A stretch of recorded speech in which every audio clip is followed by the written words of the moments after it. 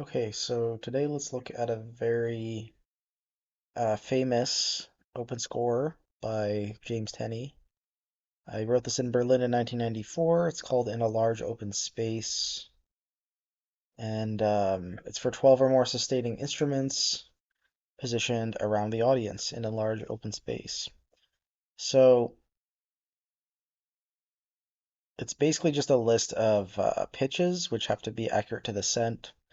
The directions above that read, the musicians should be distributed in the space as widely and evenly as possible, with instruments of lower tessitura more central, higher ones more closer to the perimeter of the space. Each player plays one after another, one of the available pitches, anything that is within the range of their instrument.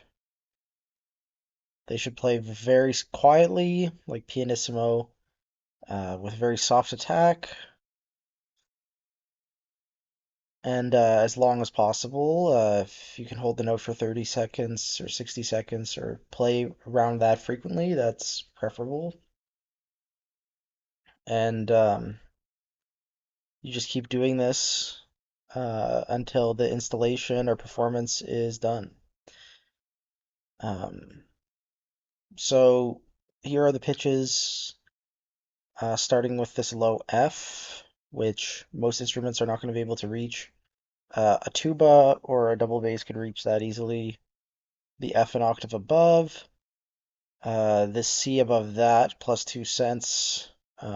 So this would be like a harmonic series from there, right? So that you take that F, that frequency, multiply it by factor of 2, by factor of 3, by factor of 4, by factor of 5, you get the A minus 14 cents, by factor of 6, again, the C plus 2 cents. Then the seventh partial is minus 31 cents.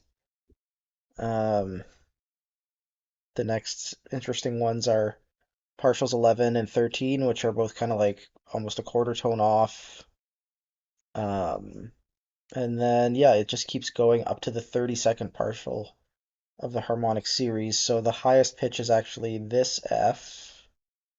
I guess that would be F6. Yeah, he says here, instruments with variable intonation should be equipped with a tuning device so that they can like visualize how in tune or out of tune they are. And then instruments like accordion or piano should just ignore those pitches which are off. So they can only play pitches which deviate by 5 cents or less. So if you're playing piano, for example, you're pretty much just limited to the Fs and Cs and this G and yes, this G up here.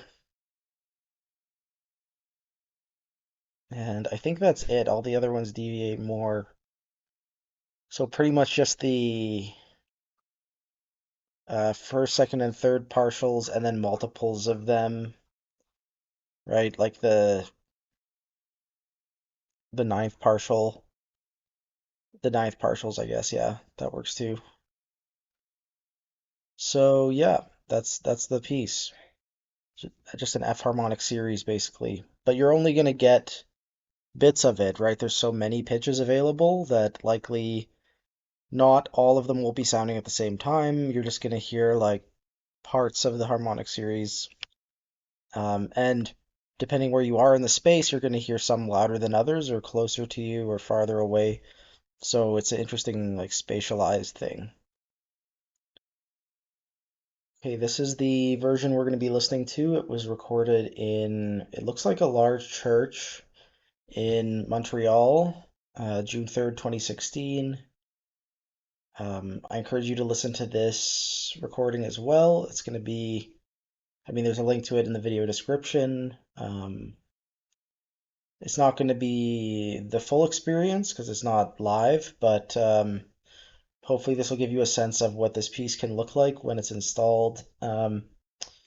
There's a bunch of performers listed. Many of them are members of the Bozzini Quartet, a string quartet based in Montreal. And then there's a bunch of other names. We have also have a nice mix of acoustic and electronic instruments. Oh, and an organ because we're at a church. So it should be kind of interesting. Again, like I didn't really mention this, but polyphonic instruments I think are still supposed to be playing one note at a time. So that will also kind of change your relationship to these instruments, right? And I think that's kind of interesting. Uh, yeah, okay. I'll see you in an hour. Just gonna put this on my TV and I'll say a little bit about the experience. I'm just gonna install it more or less in my home. Okay, hopefully you had a look at this video yourself and listened along. I just put the whole thing on. I did, have a shower while it was on, so I missed maybe 20 minutes of it. But also, uh, I found there's a lot of ads, so the whole essence of it was kind of interrupted by all the ads. So hopefully that wasn't a problem for everybody. Um, this performance looked really interesting. I don't know if a church is the best setting for the piece, just because the pews are kind of fixed there and it orients the listeners in a specific way. Whereas I think it's supposed to be a little bit more open than that. It's supposed to be more unclear, like where the listeners are supposed to be. Also, you can't really put the organ is kind of in a fixed space and it's not in the center of the space, so like it doesn't really follow Tenney's instructions to play low pitches on the organ.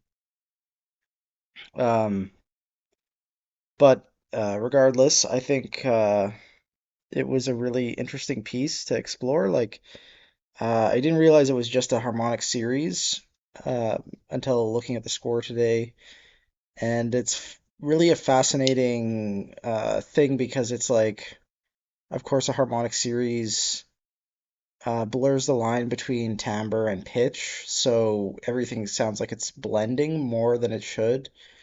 So you get this like one unified sound thing, but also it's coming from multiple different instruments and it's spatialized, and you as a listener are free to walk around. So in that sense, it is not blended. It is not one sound. It's actually many sounds.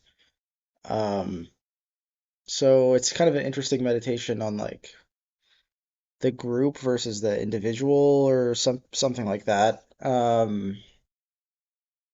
And yeah, I thought it was very effective.